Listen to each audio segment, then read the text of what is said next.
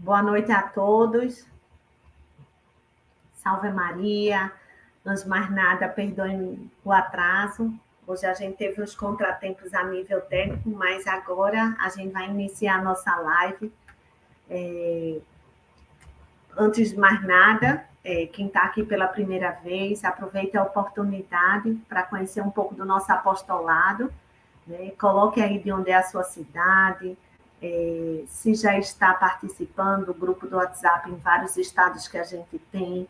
Quem já está aqui conosco há algum tempo, coloca aí na setinha, compartilha essa live, né? Essa formação que tanto tem acrescentado para a nossa vida interior, né? Uma riqueza enorme para que a gente possa também fazer com que outras pessoas conheçam, né? Através da vida dos santos, o chamado que Nosso Senhor faz para se rezar pela Santa Igreja, pelos sacerdotes, para se ofertar como oferta, como cálice, como uma vítima, né, uma alma, né, uma vítima expiatória em relação aos sacerdotes, em relação às novas vocações. É com muita alegria que a gente está tendo a continuação com José Eduardo, né, que tanto tem nos acrescentado. E se você não assistiu às outras duas lives, estão gravadas aqui no canal do nosso YouTube. Então, vai lá, participa, assiste a primeira, a segunda, né? E vê quanta grandeza tem na história da nossa igreja, dessas santas mulheres que responderam fielmente ao chamado de Deus. Então, é isso também. Deus chama cada um de nós. E é esse chamado que a gente precisa responder. Então, você que está aqui, que se sente também chamado a trabalhar nesse apostolado, se una a nós, né, para que a gente possa dedicar esses filhos prediletos de Nossa Senhora aos nossos sofrimentos, às nossas orações e tudo mais o que vier a precisar. A gente, nessa noite, a gente vai iniciar com a oração do nosso devocionário na página 142. É uma oração de São Paulo VI, curtinha, mas muito rica. Muitas pessoas falam, por que não está aparecendo novas vocações? Né? Por causa da escassez das vocações. Nosso Senhor sempre chamou vocações no decorrer da história. E hoje não seria diferente. Para tempos tão difíceis, Deus não deixaria de chamar. Mas e aí por quê? Né? Por que tão poucos sacerdotes? Por que tão poucos religiosos? A resposta é que tem sido escassa, não é o chamado de Deus. Então vamos iniciar em nome do Pai, do Filho, do Espírito Santo, rezando pelas vocações nesse mês de agosto. Jesus, Mestre Divino, que chamastes os apóstolos a vos seguirem, continuai a passar pelos nossos caminhos, pelas nossas famílias, pelas nossas escolas, e continuai a repetir o convite a muitos de nossos jovens. Dai coragem às pessoas convidadas, dai força para que vos sejam fiéis como apóstolos leigos, como diáconos, padres e bispos, como religiosos e religiosas, como missionários e missionárias, para o bem do povo de Deus e de toda a humanidade. Amém. Vamos recomendar também a nossa live, a Nossa Senhora, ela que nos auxilia em todo esse caminhar na nossa vida de oração, ela que cuida, que sustenta a igreja e os nossos sacerdotes, os nossos vocacionados, possa também, né, nos ajudar durante essa noite, para que seja sedimentado no nosso coração e na nossa alma todo esse desejo de servir a Santa Igreja através das orações e as ofertas dos sacrifícios. Ave Maria, cheia de graça, o Senhor é convosco. Bendita sois vós entre as mulheres, bendito é o fruto do vosso ventre, Jesus. Santa Maria, Mãe de Deus, rogai por nós, pecadores, agora e na hora de nossa morte. Amém. Queria convidar agora José Eduardo para entrar. Boa noite. Boa noite, José Eduardo. Antes de mais nada, desculpe o contratempo aí do do horário, não vou me estender hoje, nem falar muito, para que você volte à nossa casa, que ainda que seja virtual, nesse canal do YouTube. A gente já inicia essa live com um gostinho de saudade, de despedida, né? Por essas quartas tão benéficas para a nossa alma e para a nossa vida interior. Eu queria que você também, antes de terminar e se despedir, pudesse colocar aqui também as suas redes sociais, o seu canal do YouTube. Hoje mesmo já comecei a seguir, e que riqueza, né? Eu já recebia por e-mail, então, para que a gente também possa usufruir, continuar bebendo dessa fonte, que foi tão rica para cada um de nós. Ótimo, Fique Deus à lhe pague. vontade. Muito obrigado. Então, para continuar a nossa trajetória, né? Agora a gente entra já no coração da Revolução, por assim dizer. Nós já vimos com a Beata Conchita Cabrera de Armida o drama que foi a Revolução Mexicana e a perseguição à igreja que a igreja sofreu no México. E agora a gente vai entrar de maneira profundíssima nessa grande chaga para a nação mexicana, que foi a perseguição religiosa, com a primeira das místicas de hoje, que é a serva de Deus, Madre Maria Amada do Menino Jesus. Deixa eu mostrar aqui, que vocês podem ver que bonita é ela. Fundadora das Missionárias do Sagrado Coração de Jesus e Santa Maria de Guadalupe. Nos últimos anos eu tive uma oportunidade maior de estudar os escritos dessa mística mexicana, talvez não tão conhecida como outras, né? Nós temos, talvez Conchita hoje é muito mais conhecida que ela, mas que também deixou um traço muito grande e tem uma dinâmica apostólica, porque a fundação das Missionárias do Sagrado Coração tem esse desejo de fazer reinar o coração de Jesus no mundo. E está muito ligado a esse grande fenômeno da Revolução, porque foi uma resposta ao tudo que a igreja sofreu, sobretudo a perseguição no campo educativo, a perseguição no campo da educação das crianças, não só porque durante o grande período da grande perseguição mexicana, todas as igrejas foram fechadas, tivemos uma perseguição ativa, mas mesmo depois que a perseguição ativa deixou de ser tão forte, ela continuou durante muitíssimos anos, de maneira sutil, sobretudo no campo da educação. É um pouco como atua as Missionárias do Sagrado Coração. A Madre Amada do Menino Jesus tem a sua primeira fase da sua vida espiritual, ela tem na Ordem do Verbo Encarnado e do Santíssimo Sacramento, que é uma ordem fundada na França pela venerável Madre Jeanne César de Matel. E é ali, dentro do seio da ordem, que ela vai começar a descobrir esse chamado de fazer reinar o coração de Jesus. E, ao mesmo tempo, ela vai entender uma missão pelos sacerdotes. Então, nós vamos lendo para ir acompanhando um pouco dessa trajetória. Num primeiro momento, ela tem a oportunidade de estar ligada a um grande santo sacerdote, que é São José Maria Robles, que vai fundar as Irmãs Vítimas do Coração Eucarístico de Jesus, hoje vítimas do Coração de Jesus Sacramentado, e morrerá mártir durante a perseguição religiosa. Durante esse período também ela vai sentir esse chamado do Coração de Jesus a se oferecer pelos sacerdotes.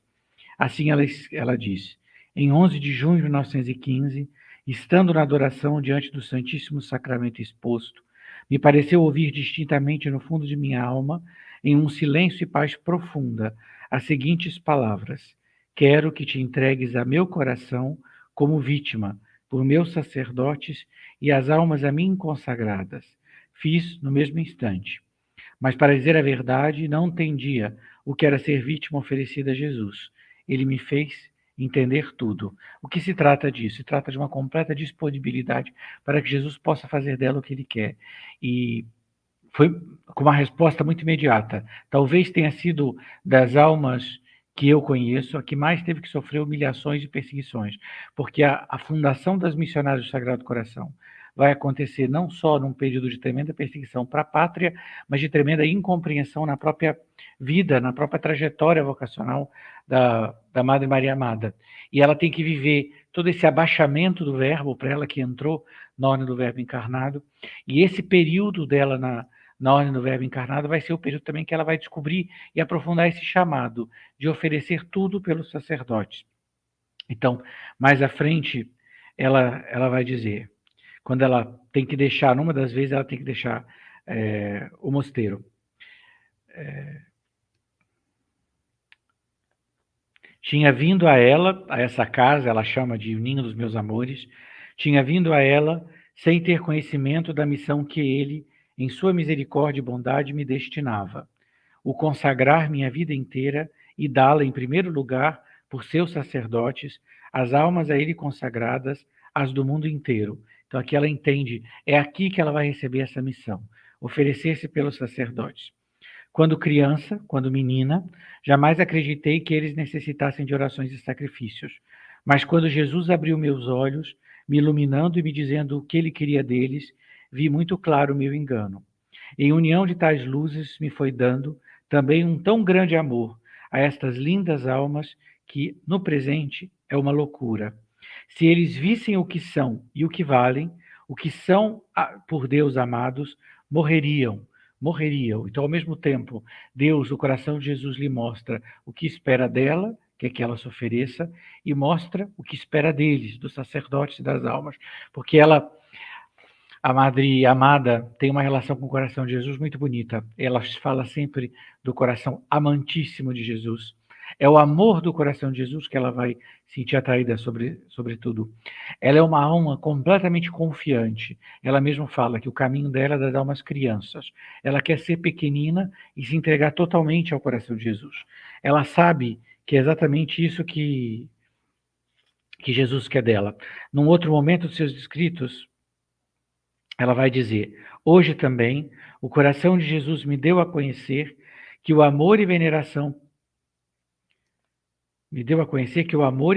pelas almas sacerdotais, ele a depositou no meu coração desde meus primeiros anos, e cuja santificação seria a minha principal missão na terra e depois no céu.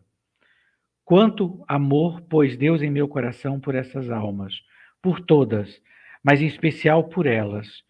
Gostaria de ter 1000 vidas e mais, para dá-las, entre os mais cruéis tormentos, ao coração de Jesus por sua santificação.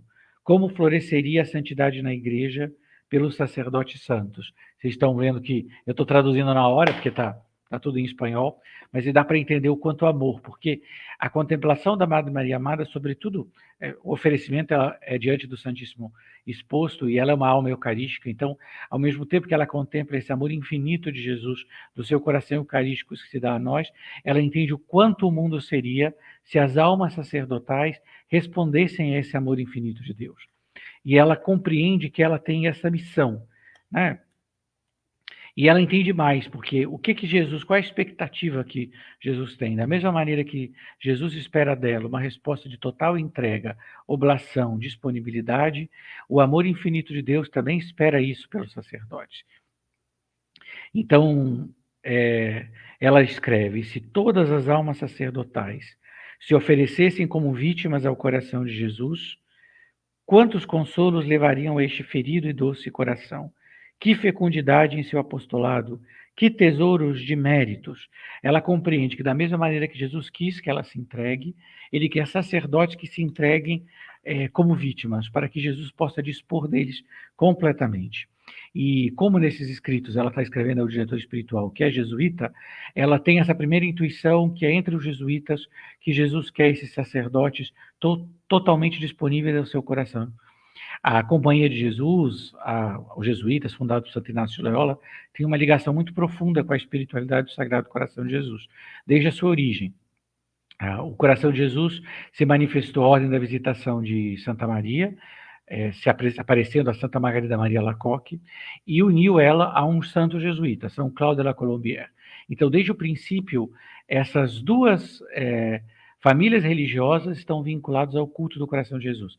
A ordem da visitação e a Companhia de Jesus. Então, é também entre a Companhia de Jesus que Jesus manifesta a Madre Maria Amada, que ele deseja sacerdotes vítimas, isso é, sacerdotes que estejam completamente disponíveis ao coração de Jesus. Ela escreve assim: creio que a hora já soou. O coração de Jesus quer uma coroa de sacerdotes vítimas em seu puro amor. Então, o que ele quer? Isso é uma coroa, né? De sacerdotes que se ofereçam. E ela explica: eles serão o exemplar imã, atrativo e irresistível para todos os sacerdotes, para que se consagrem de verdade ao coração de Jesus, ao seu amor e glória. Então, sacerdotes que se ofereçam ao coração de Jesus para atrair outros sacerdotes ao coração de Jesus. É o que ele deseja.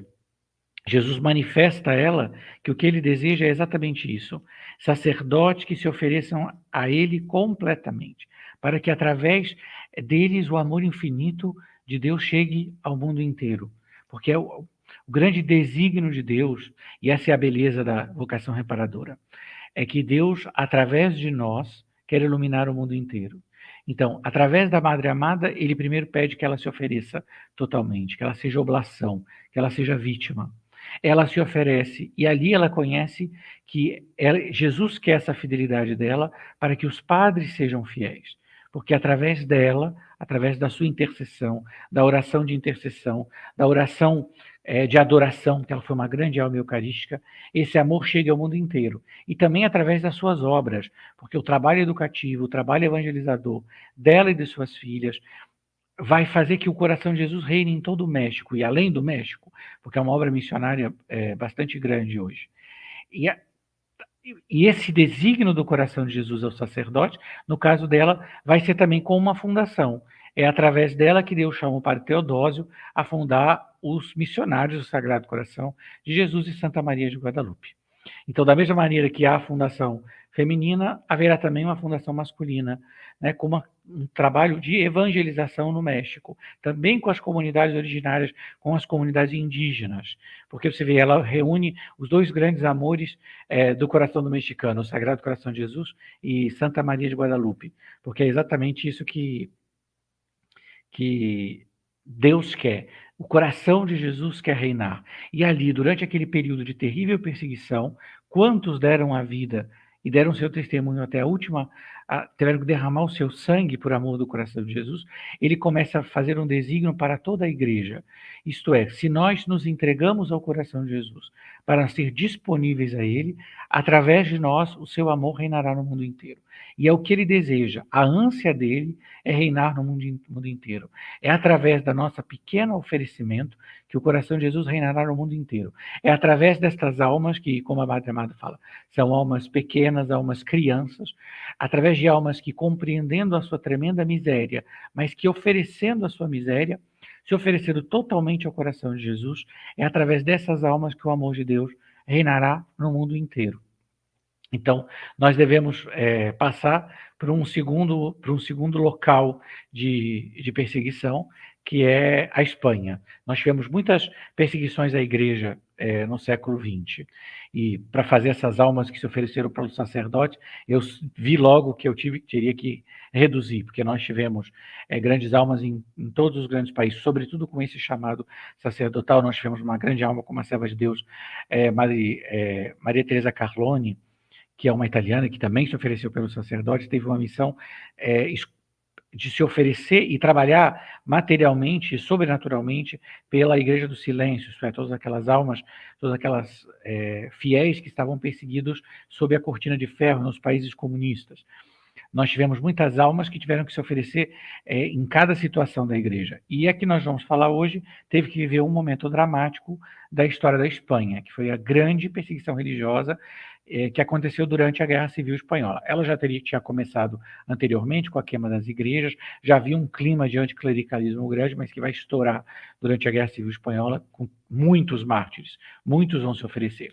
E é aqui que nós vamos entrar no carisma da Serva de Deus, Madre Maria del Carmen, que é uma espanhola fundadora, com o venerável Monsenhor Higuera, das Oblatas de Cristo Sacerdote, Madre Maria del Carmen Hidalgo de Caviedes e Gomes. E será exatamente durante este período da Guerra Civil Espanhola e da terrível perseguição que Deus vai dar essa vocação e vai lhe mostrar esse chamado. Então, no perfil biográfico da Madre Maria del Carmen, narra esse momento assim, eu gostaria de ler com vocês, porque é muito importante para a gente entender a urgência desse chamado de rezar pelo sacerdote. No começo da Guerra Civil Espanhola, diz a biografia, concretamente no dia 20 de julho de 1936, quando ela tinha 23 anos, teve uma experiência interior extraordinária que marcou fundamentalmente sua vida.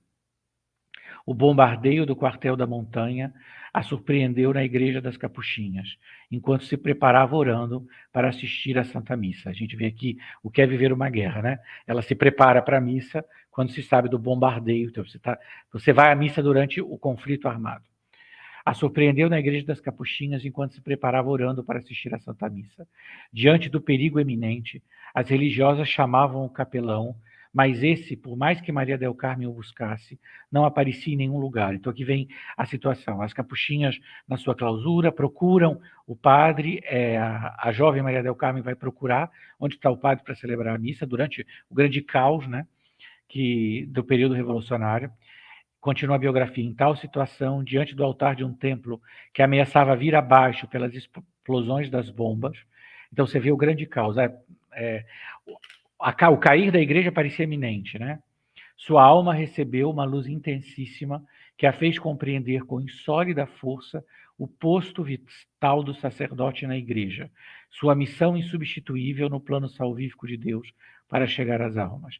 Então, diante daquele momento, ela está na igreja a preparar, o padre não é encontrado, o altar do templo pode vir abaixo a qualquer momento, no meio das bombas, é Deus mesmo que age, é o Espírito Santo, que mostra para ela a missão insubstituível que os sacerdotes têm. E a resposta dela diante da luz de Deus é um oferecimento completo. É o que elas chamam de voto proeis. Proeis é uma referência à oração sacerdotal de Cristo que fala: por eles eu me santifico, por eles eu me consagro. E a resposta que ela dá a Jesus é exatamente essa: se oferecer pelos sacerdotes. Ela não entende bem, mas ali é a semente da grande obra da fundação das Oblatas de Cristo Sacerdote. A providência vai fazê-lo encontrar com o venerável Monsenhor La Higuera. Aqui tem até uma foto dele, vamos ver se vocês conseguem ver. Que então eles vão se conhecer e vão de maneira providencial, ele vai entender a alma dela, ele vai entender, os dois vão se entender e vão se unir num mesmo carisma. Ele vai escrever assim: recorda que em 25 de abril de 1938, sem que eu tivesse aberto meus lábios, me dizias: já que não posso ser sacerdote, serei vítima por eles. E com este princípio me abriram horizontes sem par.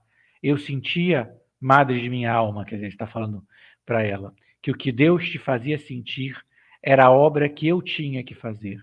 Então, enquanto ela recebe luz, que Deus queria uma obra pelos sacerdotes, Deus iluminava ele, que era a obra que ele tinha que fazer.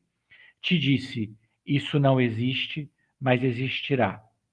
Meses mais tarde, chegamos à festa do Coração de Jesus, 24 de junho daquele ano de 1938, quando eu disse: adiante. Ninguém sabia o que entre os dois tinha ocorrido, vivendo como se nada tivesse passado. Então começa a se formar o que vai ser a obra. As Oblatas de Cristo Sacerdote são religiosas de vida contemplativa e integral, que dia e noite perpetuam na igreja a oração sacerdotal de Cristo. Se oferecem pelos sacerdotes e pela igreja, sem cessar nos seus mosteiros, intercedem, rezam e se oferecem. Elas perpetuam esse clamor de Cristo sacerdote. Essa é a luz que vai receber a Madre Maria del Carmen, a serva de Deus, Madre Maria del Carmen, e o venerável Monsenhor La Higuera. Ele como sacerdote, depois como bispo e arcebispo, e ela como fundadora e monja de clausura. Os dois vão ter uma mesma missão.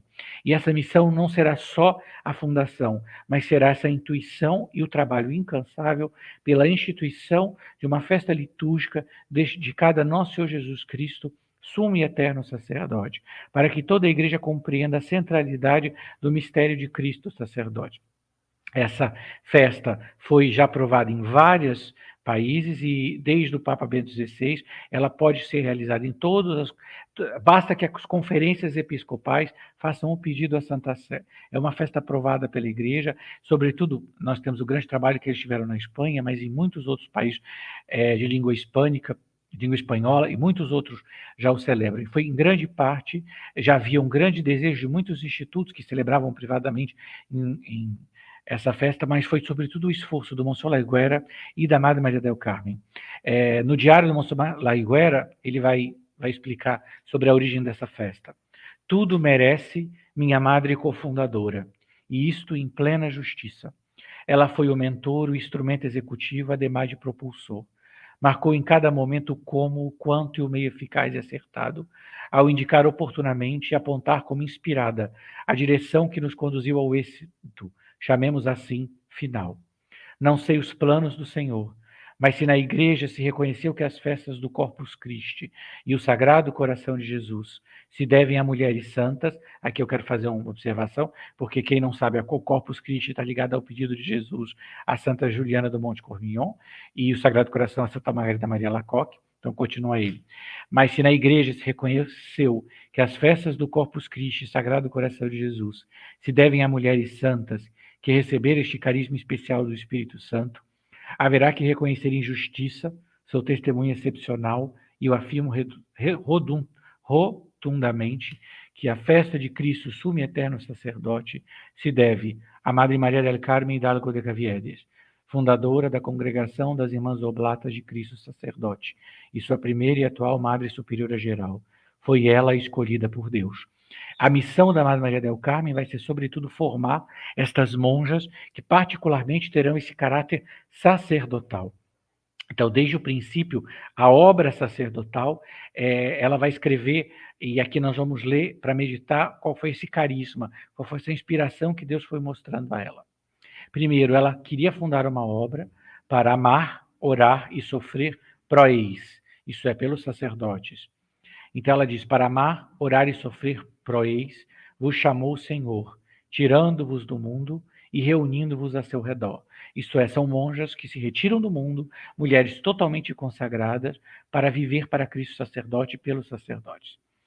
Ela escreve, seja o amor o motor que anime vossos pensamentos, palavras e obras, a chama que purifique vossos desejos e inclinações, a seiva que vivifique todo o vosso espírito.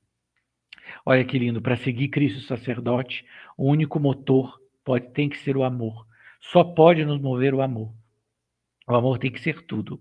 E ela continua, amor a Deus que vos entrega a sua vontade divina, cuja glória e louvor é a razão principal de todo o ato sacerdotal. Isto é, todo o ato sacerdotal tem como ato principal, como razão principal, a glória e louvor de Deus. A vontade de Deus é o coração, é o centro da Madre Maria del Carmen.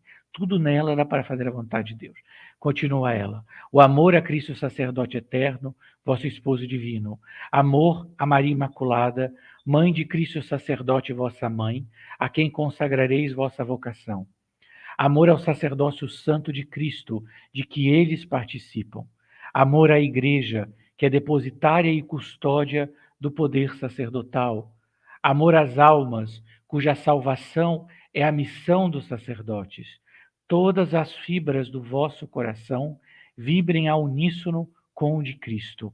Que nosso coração também seja assim, seja uníssono com o coração de Cristo. Que a música que canta o nosso coração seja a mesma música que faz pulsar o coração de Cristo, isto é, a glória do Pai.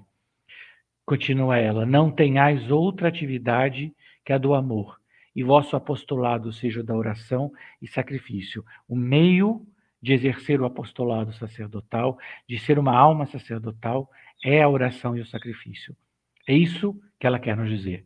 E ela vai explicar o que é uma alma oblata de Cristo sacerdote, o que é essa vocação pro eis, o que é essa vocação pelo sacerdote. Escreve ela, a alma oblata tem que romper os muros do convento e cruzar os mares e chegar até o último confim da terra com a mesma caridade com que Cristo está presente, com seu mesmo amor redentor. Veja, não pode haver limite para o nosso amor, porque a alma que se oferece ao coração de Cristo sacerdote, ela tem que abraçar tudo que é caro ao coração de Cristo. E a caridade de Cristo chega até o último confim da terra. Não há nada que não seja abraçado quando nós abraçamos Cristo sacerdote. É para esse total, para todos os missionários, para todos, tudo, porque o coração de Jesus, quando nós abraçamos o coração de Jesus, nós damos tudo. Ela escreve assim, o que sente o coração de Cristo faz deles outro ele e tem que chegar à realidade de que só Cristo seja sua vida e exigência. Cristo tem que ser tudo. É preciso que pulse em nós o coração de Cristo. É preciso que tudo em nós seja a oração sacerdotal de Cristo. Por eles eu me ofereço. O lema das oblatas é pro eis et pro ecclesia, isto é, por eles e pela igreja. Tudo na alma oblata é assim. Tudo é viver essa vida escondida com Cristo em Deus, né? Para que os sacerdotes tenham a força que Deus espera dele, né? Porque nós devemos também ser almas sacerdotais. O Monsieur Laiguera vai entender isso na sua vida sacerdotal. É muito impressionante o diário espiritual do Monsieur Laiguera, porque a gente vê como os dois viveram o mesmo carisma, e ele vai se sentir assim, não só fundador das oblatas, mas ele mesmo um carisma de oblação, todo dedicado a Cristo sacerdote. Então ele vai deixar no seu testamento espiritual, de 25 de março de 82, ele vai consagrar a congregação a Cristo sacerdote. Ele consagra ela a Cristo sacerdote vítima, porque ele deseja que tudo seja assim, que tudo seja pelo sacerdote. Eu estou vendo a imagem, mas essa é uma Madre Maria del Carme diferente. A daqui é Madre Maria del Carme Caviedes. Talvez você vai... Inclusive porque seria bom alguém ver a foto dela que encontrasse, porque ela morreu em 2001. Então nós já temos foto dela muito recente. Ela pôde viver e viver praticamente contemporânea a nós, né? Porque eu já sou muito velho, me lembro muito bem de 2001. E Monsenhor Laiguera, que foi muito importante na Igreja Espanhola, né? Seja pela instituição da festa de Cristo Sacerdote, seja pela fundação das Oblatas, né? Toda a sua vida, ele vai escrever 3 de junho de 1982, na festa de Jesus Cristo, sumo e eterno sacerdote. Minha vocação, missão, ser santo sacerdote, cofundador, oblato de Cristo Sacerdote, oração e oblação perenes, pro eis et pro ecclesia. Olha, você vê da mesma maneira, a gente vê um sacerdote, bispo e arcebispo, porque é arcebispo de Valência, e a vocação da Madre Maria del Carmen. É Deus que une as almas pelo desígnio que Jesus tem pelos sacerdotes. É do próprio Espírito que no momento da borrasca, no momento da perseguição, quando tudo vai desmoronar, literalmente, quando a igreja parece que vai desmoronar, durante aquele bombardeio, durante a perseguição, é o Espírito Santo mesmo que chama a alma. E ali, quando tudo parece que está perdido, ele, ao contrário, vai começar e fundar uma obra. É o mesmo da Maria Amada, porque a gente gosta de pensar nos meios humanos. Se tudo não estiver muito bem, a gente não aceita. E quando acontece alguma coisa de errado, ou a gente encontra uma coisa muito errada, a gente fica completamente desesperado. Não, não é assim. É preciso ir além, é preciso ter o silêncio de ouvir o Espírito Santo e confiar que ele é a cabeça da igreja, e nos entregar a ele. Então, na terceira alma de hoje, que eu gosto muito, eu vou mostrar uma foto dela, que é a irmã Maria Celina do Menino Jesus. Ela é serva de Deus. Vamos ver se vocês conseguem ver. Ela é simpática. Ela é monja clarissa, isto é, da Ordem de Santa Clara, que recebeu esta grande vocação já de maternidade espiritual. Nós já estudamos várias. Nós vemos que essa vocação pro eis, em algumas almas tem um caráter vitimal, em outras almas tem um caráter maternal. E no caso da Madre Celina, da irmã Maria Celina, tem um caráter trinitário, porque ela será assim, uma cantora da Trindade, serva da Santíssima Trindade, uma alma cuja toda a vida interior está nessa vida escondida com Cristo no seio do Pai. E será ali, nessa contemplação trinitária, que ela vai entender essa vocação pelos sacerdotes, né? Num primeiro momento, ela escreve, em 36, observa que a data é muito perto com a data da Madre Maria del Carmen, e 36, a Espanha estava em guerra, e a igreja estava sendo perseguida. Então você vê que as pessoas desanimam, esquecendo que o grande autor de todas as obras é o Espírito Santo. Escreve a irmã Maria Celina do Menino Jesus. Acabava de comungar, apresentei ao Eterno Pai seus amados sacerdotes para que os abençoasse e fizesse santo e imaculados diante de sua divina presença. Ao dizer eu, teus sacerdotes, meu Deus, senti que o Pai Celestial me respondia, se não me engano, e os teus os entrego a ti, a fim de que ores e te sacrifiques por eles, para que nenhum se perca. Então você vê, o Pai Eterno entrega a ela os sacerdotes. E ela vai ter essa terrível sensação de que ela deve sim interceder por aqueles que vão se perder, para que não se percam. Então ela vai estar diante de um grande mistério do pecado. E ela vai se unir ao coração sacerdotal de Cristo, com a oração sacerdotal de Cristo da Quinta-feira Santa, compreendendo essa tremenda noite também de traição. Então, aqui ela deve entrar no mistério de Judas. Nós vimos isso em outra Clarissa, mas Clarissa Capuchinha, que é a venerável irmã Consolata Betrone, né? Nós já vimos a espiritualidade dela. E ela começa a entender isso. É o pai que diz teus. Quando ela diz teus sacerdotes, o pai responde, e teus. Então, é uma entrega solene. É o pai que dá a ela os sacerdotes. E ela deve abraçar. E ela deve abraçar todos eles e todo o peso do pecado. Do pecado também do sacerdote. Ela deve ver e contemplar o que ela deve reparar, o que ela deve expiar. Né? Ela deve sentir esse peso também de ingratidão. Mas não parou aí, porque a vocação dela devia ser essa vocação de maternidade. E, então aqui é a grande graça que eu vou ler e nós vamos explicando, porque aqui explica bem, primeiro a vocação da Madre Celina, da irmã Maria Celina do Menino Jesus, e também o que é a maternidade espiritual, porque eu acho que ela é uma das que pode explicar melhor e experimentar isso. Escreve ela na quinta-feira, 5 de novembro do citado ano de 1936, então voltamos ao mesmo ano, né, período muito conturbado para a Espanha. Fui ao coro às 11 da noite para fazer uma hora de vigília diante do Santíssimo como me correspondia. Observem a coincidência providencial. Ela também recebe um mesmo chamado diante do Santíssimo em adoração, como a Madre Maria Amada. Você vê que o grande local da ação de Deus, da ação do Espírito Santo, é diante do Santíssimo, é diante do Sacrário. Escreve ela, por visão intelectual, vi como o infinito ser de Deus se estendia sobre mim, cobrindo toda a minha pessoa. Então, aqui é impossível para mim não ver esse aspecto mariano, né? O Espírito do Altíssimo a cobre. Na forma de uma névoa ou nuvem, escreva ela. Não sei como dizer, para me dar a entender. Não tem como se dar a entender, é algo inefável. Ao mesmo tempo que estendia até minha alma o inefável atributo de sua divina fecundidade, me fazendo mãe de todos os sacerdotes. Então ela compreende que Deus mesmo se estende sobre ela para fazer ela fecunda, mas de uma fecundidade espiritual, porque ela vai se tornar mãe de todos os sacerdotes.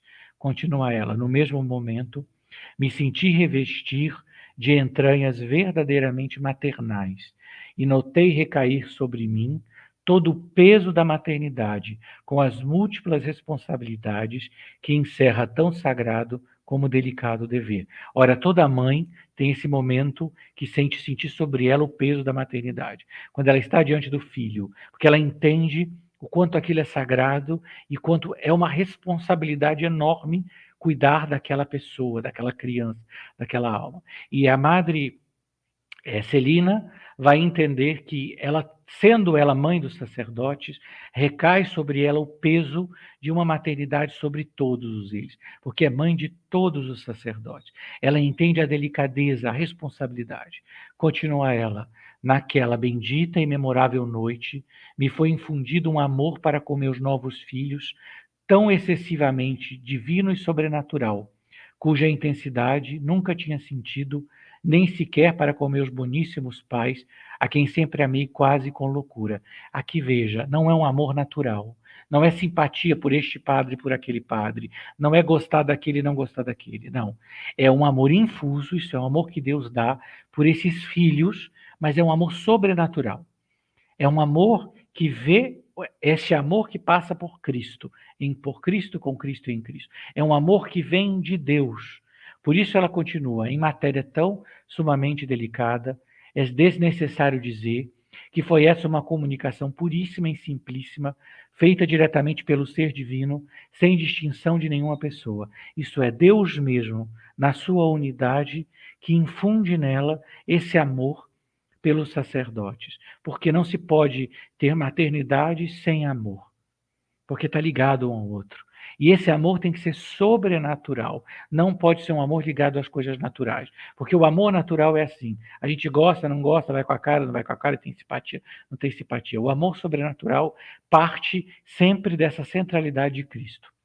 Continua ela: pelo resto da noite não pude conciliar o sono. Era enorme a obrigação que pesava sobre mim. Me sentia oprimida diante do conhecimento do meu nada e da graça singularíssima que acabava de receber. Toda a verdadeira graça do Espírito Santo dá isso, isto é, a pessoa se sente oprimida, esmagada pelo conhecimento do seu próprio nada, porque a maneira com que o Espírito age é sempre, tudo deve ser cimentado na nossa miséria. No momento que na nossa vida interior a gente acha que está fazendo alguma coisa porque nós somos bons, melhores, ou porque nós... Tudo é sinal que está tudo errado. Porque Deus constrói sobre o conhecimento do nosso nada. Nós nada somos, é tudo para Ele. Na vida interior vale a máxima: sem mim, nada podeis fazer. Então ela vai sentir essa opressão de, ao mesmo tempo, é uma graça enorme e ela é nada. Então, não é que a graça da maternidade que ela recebe está sobre os méritos dela, o fato dela ser boa, mas o fato do nada dela. E ela disse que me senti oprimida diante do conhecimento do meu nada e da graça singularíssima que acabava de receber, que me deixou a alma engolfada em um mar de amor divino e sacerdotal. Então você vê que o fim último dessa maternidade não fica aqui nas coisas da terra, na simpatia, não, mas ela submerge, mergulha a alma no amor divino, porque o fim é Deus mesmo. Tudo que vem de Deus volta para Deus. Então ela se sente como que mergulhada no amor divino. Além disso, me preocupava já grandemente o futuro de meus queridos filhos, o dever estreitíssimo e sagrado de alimentá-los e cuidar deles com minhas orações e sacrifícios, até com minha própria vida, se fosse necessário. Olha aqui o dever da maternidade espiritual. É sim, cuidar e alimentar, mas como? Quais são os meios? Amor e sacrifício. Não existem outros. A partir do dia 5 de novembro, escreve ela, todas minhas orações, mortificações, penitências, sofrimentos, alegrias, trabalho e até o próprio alimento e descanso, tudo, absolutamente tudo, ponho nas mãos de Maria, que ela o distribua entre meus amados filhos. Observa, é uma consagração mariana, é uma total consagração. Tudo, oração, mortificação, alegria, vida, comida, tudo, ela deve colocar nas mãos de Maria, numa total entrega, será ela a distribuir. Porque não se pode viver esta vocação sacerdotal fora do mistério mariano, fora da maternidade de Maria. Tudo é dela. Então também é uma vocação essencialmente mariana. E termina ela, quando estiver no céu, hei de derramar abundantíssimas graças sobre as almas de meus sacerdotes, pois espero que me será concedido continuar aí minha missão sacerdotal e o cumprimento de um dever tão sagrado que me foi imposto pelo próprio Deus. Olha, é a mesma coisa que a gente viu na Madre Maria Amada. Por quê? Porque as vocações que vêm de Deus duram para a eternidade. Tudo aqui começa, é um dom que deve jorrar para a vida eterna. Então, nós às vezes esquecemos isso, e essa para mim é a grande missão que Santa Teresinha nos deu, é compreender que nós não estamos limitados, que a nossa verdadeira vida começa lá, que nós seremos apóstolos e missionários no céu. E ali será ela apóstola dos sacerdotes, mãe dos sacerdotes, intercessora pelos sacerdotes, que chamem pela intercessão dessas almas, porque elas continuam ativas, elas continuam trabalhando dia e noite pelos sacerdotes. Num outro momento, para a gente já ir terminando a Irmã Celina, aqui, já é de um outro livro, ela escreve, e aqui duas características da espiritualidade da Irmã Celina, é a maternidade e a oblação sacerdotal. É compreender-se como mãe e entender que a única maneira de exercer isso é na oblação total de si mesma, na união com a oblação sacerdotal que Cristo perpetua em nossos altares. Escreve ela, 17 de maio de 1948, festa de Corpus Christi. Ao contemplar hoje a loucura de amor de Nosso Senhor feito pão pelas almas, sentir pulsar dentro de mim minha vocação sacerdotal e resolvi que assim como Jesus se oculta na hóstia branca, não para si, mas para se dar assim, eu tenho que ser feita a hóstia de oblação não para mim, senão para me dar aos meus em constante sacrifício. Ora, ela contempla Jesus na Eucaristia. Então, ela contempla o amor de Jesus que se faz pão pelas nossas almas. E ela compreende que esta vocação sacerdotal dela é também se fazer hóstia. Assim como Jesus se oculta na hóstia branca, não por ele, mas por nós, ela deve se tornar uma hóstia de oblação, não por ela, mas pelos sacerdotes. Significa não ser egoísta, não viver uma vida interior centrada em eu, que é a grande dificuldade. A nossa alma tende ao egoísmo e tudo gira ao nosso redor, mas tudo gira a Cristo. E como Cristo se dá totalmente, nós devemos nos dar totalmente. E esta vocação sacerdotal é vivida assim, nos tornando uma hóstia de oblação. Que toda a nossa vida seja isso, ser uma imolação pro eius et pro ecclesia, como diz a Madre Maria del Carmen, seja toda e completamente dele. Então, para caminhar para a última mística, que é a que talvez vai ser mais perto da nossa experiência, porque é leiga, que é a serva de Deus, Maria Benedicta d'Aiber. E por que eu escolhi ela? Tinha muitas outras, como eu falei, a gente podia fazer uma lista. Beata Maria Perina de Michele, a Madre Maria de Betânia, e talvez num outro momento a gente possa falar delas, mas porque Maria Benedicta d'Aiber viveu todo o seu apostolado como leiga. Ela nunca foi religiosa, ela permaneceu no mundo e ela tem um testemunho de vida muito comum para a nossa vida. Primeiro, ela não nasceu numa família católica, ela nasceu numa família protestante, num ambiente praticamente ateu e cresceu na completa incredulidade. Deus mesmo, de uma maneira que só ele sabe seduzir as almas, vai levá-la não só a conversão, mas a compreensão de uma vocação de oferecimento como vítima dos sacerdotes. E vai lhe dar uma vocação. Neste mundo protestantizado nosso, ela deve ter uma missão de ensinar a Sagrada Escritura conforme a tradição da Igreja. Mostrar as belezas de Deus que estão escondidas na Sagrada Escritura. Essa beleza de Deus que está ali. E assim ela vai viver como apóstola leiga, interiormente numa vida de fé e de oblação e de sacrifício pelos sacerdotes, e exteriormente com um apostolado constante para fazer amada a Igreja, os sacerdotes e as Sagradas Escrituras. Ela nos deixou um grande diário, porque interiormente ela teve que viver essa vocação sacerdotal com muitas provações. E como essas outras místicas viveram esse grande momento de perseguição aberta, ela vai ver um segundo momento, que é a grande crise eclesial do final dos anos 60, começo dos anos 70, no qual tantos sacerdotes religiosos deixaram a vocação. E ela vai ver isso com muito sofrimento como leiga. E ela vai entender que ela deve ser fiel ali. Ela deve dar testemunho dessa vocação sacerdotal. Então eu quero ler uma passagem do seu diário, que acho que vai nos ajudar muito. Duas coisas se apresentam clarissimamente a mim.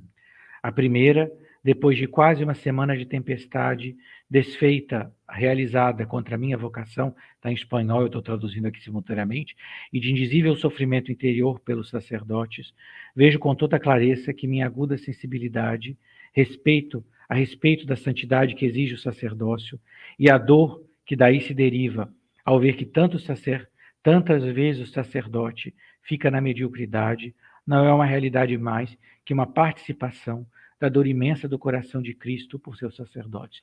Isto é, porque diante do coração de Cristo, ela entende exatamente o que Cristo quer deles.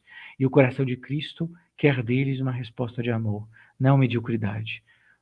O amor de Deus não merece mediocridade, merece entrega total.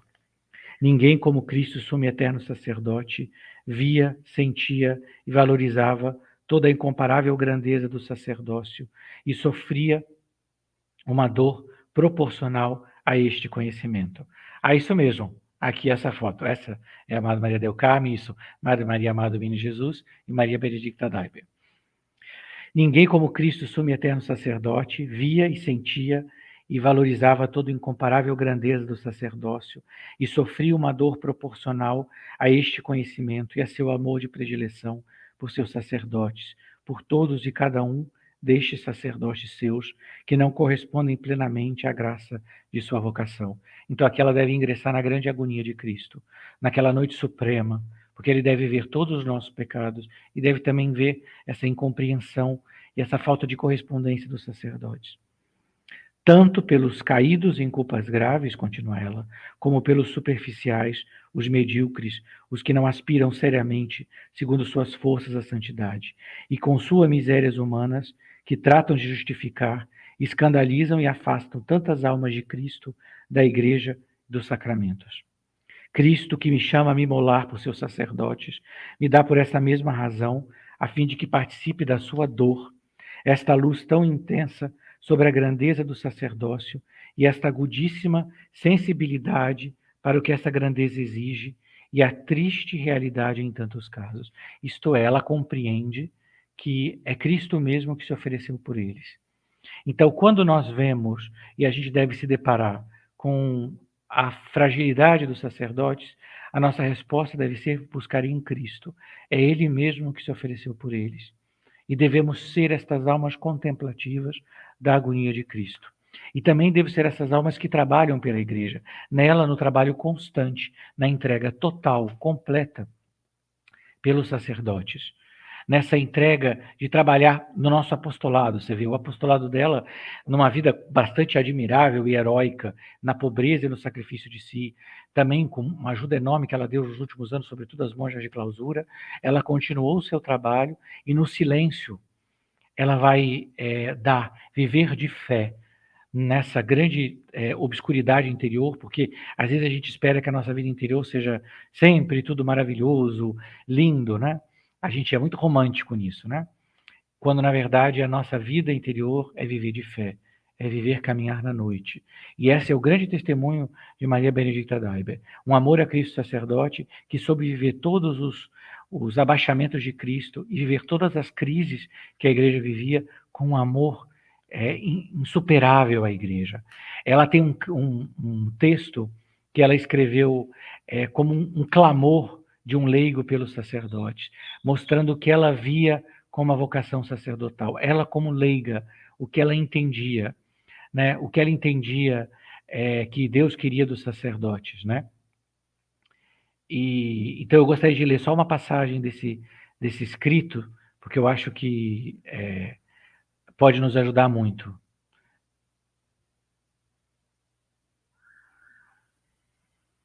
Pensamos que depois da maternidade divina de Maria, nada há nem pode haver de maior que o sacerdócio ministerial, e que nossos sacerdotes deveriam viver de joelhos em incessante ação de graças por este dom maravilhoso e absolutamente único de seu sacerdócio.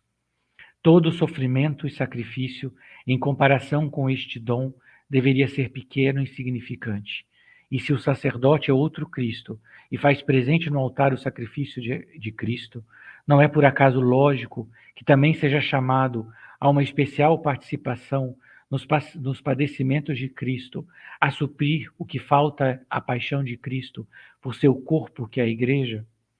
Talvez o sacerdote, desde esse ponto de vista, nunca viva mais plenamente seu sacerdócio que quando sofre e une seu próprio sacrifício ao sacrifício de Cristo, a fim de que o fruto da redenção chegue a todas as almas.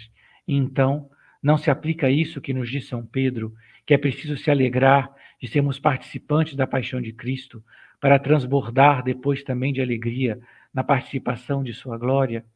À luz da fé, tudo isso aparece tão claro, e hoje em dia é mais necessário do que nunca viver plenamente de fé. Somente a fé alcança a vitória sobre o mundo. Talvez toda essa crise tão terrível que sacode a Igreja, que apesar de tudo e por cima de tudo é indestrutível por promessa do próprio Cristo, seja no plano de Deus um meio único para chegar à mais alta santidade na total identificação com Cristo. Hoje em dia, mais que nunca, sacerdotes e leigos, temos que crescer em máximo grau na santidade. Veja, diante da crise da Igreja, que ela tanto ama, ela compreende um plano de Deus, que deseja de nós um máximo grau de santidade, do sacerdote e de nós, que devemos nos oferecer por eles. Escreve ela, somente os santos, assim, com maiúscula, poderão salvar o mundo. Mas para que nós, leigos, alcancemos essa santidade e permaneçamos invariavelmente fiéis a Cristo, necessitamos de nossos sacerdotes. A missão do sacerdote é mais necessária e atual que nunca. Sabe bem disso o príncipe das trevas, e por isso mesmo trabalha com todo afinco para destruir, com todos os meios ao seu alcance, o sacerdócio. Se vemos como vai caindo sobre este mundo algo assim como uma terrível noite de desequilíbrios e dor, mais que nunca clamamos do mais profundo de nossa alma: Senhor, ficai conosco em teus sacerdotes, que sejam outros Cristos. Olha que oração linda para nós nos orientarmos nesta noite. Senhor, fica conosco em teus sacerdotes, que sejam outros Cristos. Né? Essa é bonito porque é uma passagem do Evangelho, né? É o que os discípulos de Emaús dizem, né? Senhor, ficai conosco. Então, quando a noite da crise, quando a noite da tribulação, as pessoas falam, mas olha a crise, você não vê? Claro que nós vemos, nós não somos cegos, mas nós compreendemos que a igreja é dele. E nós clamamos, Senhor, fica conosco. Senhor, fica conosco em teus sacerdotes, que sejam outros Cristos. E vemos que também nessa situação é um chamado para que nós, sacerdotes e leigos, leigos e sacerdotes, sejamos santos. Porque nós temos os meios, nós temos Cristo mesmo que se oferece por nós nos altares. Não há nada que nos falta. Né? E para acabar a live de hoje, eu gostaria de terminar com uma oração que eu gosto muito da serva de Deus Maria Benedicta Daiber. Por quê? Porque é uma oração inspirada na passagem de Romanos. Nunca te deixes vencer pelo mal, mas triunfa do mal com o bem. Porque nós vemos isso, nós vemos tantas coisas ruins na internet, no mundo, nos jornais, e a gente, meu Deus, eu vou fazer o quê? Não, é oração para isso, oração para pedindo para superar o mal com abundância de bem. Então diz ela, Senhor, suplico-te que, vendo os que se distanciam de ti, eu me acerque a ti cada vez mais. Que os que vão perdendo a fé me sirvam de estímulo para viver cada vez mais de fé. Que os que duvidam e vacilam me estimulem a pegar-me cada vez mais à tua verdade. Que os que te esquecem me sirvam de impulso para encher meu pensamento cada vez mais de ti. Que os que pregam o erro me incitem a proclamar cada vez mais alto as verdades de nossa fé. Que os que pensam poder amar o irmão, sem amar primeiro a ti, me sirvam de estímulo para amar-te sobre todas as coisas e amar a todos, em e por ti. Que ao ruído e vazio de hoje eu oponha o silêncio e plenitude de uma vida de intimidade contigo. Que à falta de fé, esperança e caridade eu oponha um crescimento constante na fé, esperança e no amor. Que ao ver baixar o nível espiritual de tantas almas, eu procure, só apoiado em ti, subir cada vez mais em direção a ti, e que desta maneira converta, com tua ajuda, sem a qual nada posso, todo negativo em positivo, e ajude muitos a fazer o mesmo, seja tudo para a tua glória e o bem de tua Igreja Santa. Amém. Essa oração eu gosto muito, porque muitas vezes a gente vê isso. Sim, quantos perdem a fé? Não, mas que tudo sirva de estímulo para crescer. Que também um momento de crise, mas olha o que fulano falou, olha o que aquilo falou, que seja um momento que nós tenhamos mais força por amor. Porque é preciso triunfar o mal com o bem. É preciso triunfar o mal com mais oração, com mais apostolado, confiando que tudo só pode Ele, o triunfo é dele, isto é, de Cristo sumo e eterno sacerdote. Então, para acabar a live de hoje, eu tinha pedido se eu podia falar, eu não sei, eu quero falar só muito brevemente do meu livro. Eu não sei se vocês sabem, do meu livro Os Anjos na Vida dos Santos, que são 31 meditações para viver com o nosso anjo da guarda. Muita gente está, graças a Deus, redescobrindo a devoção aos Santos Anjos, muita gente está fazendo a quaresma de São Miguel Arcanjo, e então é um bom meio de compreender a devoção aos Santos Anjos. São 31 histórias de 31 santos, beatos, servos de Deus, para ajudar a ter um itinerário de oração com o nosso anjo. Porque os anjos, a devoção aos santos anjos são um meio único para crescer na nossa vida espiritual e para ir aprendendo a ter vida de oração. São muitas as pessoas que têm dificuldade de ter vida de oração. Não só eu, não é só você. Nós temos uma vida muito atarefada, com muita coisa na cabeça.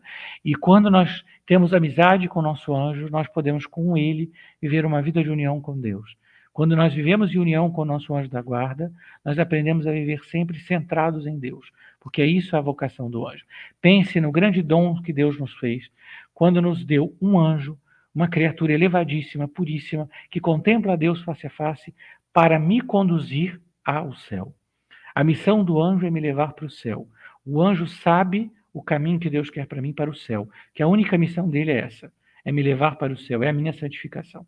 Então nós temos o guia, o mestre, o amigo de todas as horas. E os santos nos ensinam muito a isso. Então, quem quiser crescer na vida de oração, na devoção aos santos anjos, aos santos arcanjos, e quiser uma maneira com pequenas histórias, porque são 31 capítulos bem breves, porque eu sei que nós não temos tempo de ler muitas coisas, eu entendo isso, mas começando do pouco se vai ao mundo. Na vida de oração é assim. Não adianta imaginar que vai começar com tudo. A gente começa de pouquinho em pouquinho. Para assim a nossa vida se torne uma oração. Porque a nossa vocação é isso, é o que Jesus pede. Orar sem cessar. Então, por hoje é só.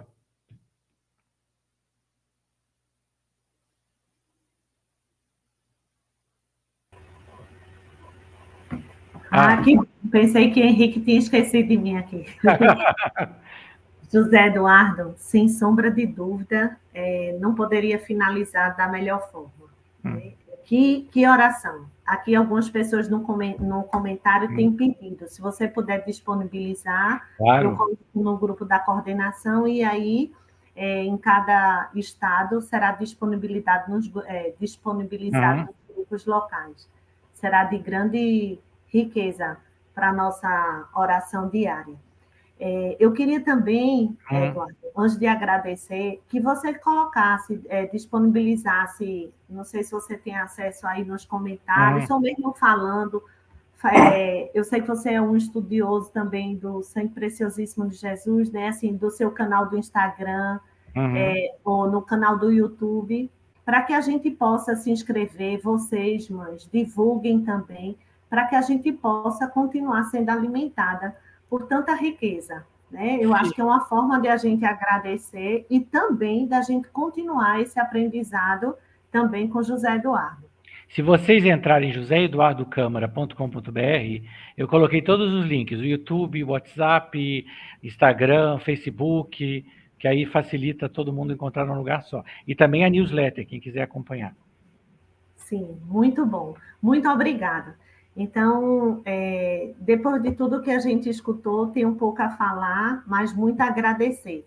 Né? No início eu disse, a gente viu a ponta do iceberg de tanto conhecimento, tanta dedicação, e a gente só pode retribuir no altar, rezando que Nossa Senhora lhe dê a graça da perseverança, né? Que continue nos oferecendo e oferecendo à igreja e a tantos leigos esse desejo de a gente servir também através. A gente só ama aquilo que a gente conhece. Na medida que quanto mais a gente estuda, mais a gente aprende a amar. E isso é muito importante. Você não tem ideia assim do que acrescentou nessas 3 semanas. E eu queria deixar aqui a porta bem aberta, ainda que virtual, para que você voltasse sempre e pudesse nos presentear com essas noites, essas lives maravilhosas que tanto acrescentaram na nossa vida e também interior, mas também no nosso apostolado. Todas essas lives ficaram gravadas, estão aí. Então, você que escutou hoje, que você gostou, que sabe quem não escutou, bota lá a setinha, compartilha, envia o link para que outras pessoas possam beber também dessa fonte. E a gente vai fazer um compromisso aqui, que hoje, ou no mais tardar amanhã, para que não tenha o risco de esquecer, nós iremos colocar não só José Eduardo, mas também a família. Para José Eduardo estar aqui, tem uma família atrás que também abre mão do seu convívio, da sua ajuda, para que ele possa servir a igreja. Para que Nossa Senhora retribua, e São José também, em graças santificantes para você, para sua mãe, para sua família, né? Esposa, filhos, em gratidão por tudo que você fez por mas vai chegar. Então, que a gente possa, que eles possam também receber tudo isso. Então, vamos nos comprometer no nosso rosário de rezar por ele também.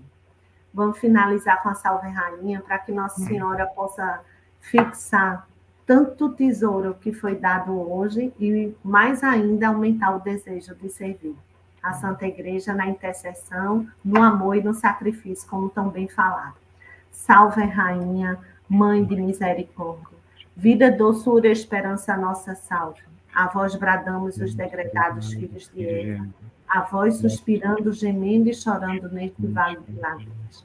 Eia, pois, advogada nossa, esses vossos olhos misericordiosos a nos volver. E depois desse desterro, mostrai-nos Jesus. Bendito é o fruto do vosso ventre. Ó clemente, ó piedosa, ó doce sempre Virgem Maria. Rogai por nós, Santa Mãe de Deus, para que sejamos dignos das promessas de Cristo. Amém. Uma boa noite, Zé Eduardo. Boa noite, Deus lhe pague. Boa noite. Salve Maria, queridas mães. Na próxima quarta voltaremos. A gente que viu todo esse chamado, né, da maternidade espiritual na vida dos santos, a gente vai falar um pouco como a gente pode contribuir a esse chamado também da maternidade espiritual, no dia de hoje, no nosso ordinário, no nosso estado de vida, a que somos chamados. Então, não percam. Na próxima quarta, nós continuaremos nesse tema, mas agora de uma maneira mais individualizada. Vimos o que Nosso Senhor chamou, como as santas mulheres responderam, mas na próxima semana a gente vai poder compartilhar um pouco, que esse chamado é um chamado na vida de cada um de nós, e como nós podemos responder a isso. E é isso que a gente vai escutar. Uma santa e abençoada noite, uma boa semana, e não esqueçam, vamos colocar também Zé Eduardo nas nossas orações em gratidão por essas 3 quartas-feiras que tanto nos acrescentou. Não esqueçam de compartilhar, curtam aí, que nos ajudam no canal, e compartilhe o link para que mais pessoas possam também usufruir dessa bela live. Uma boa noite a todos.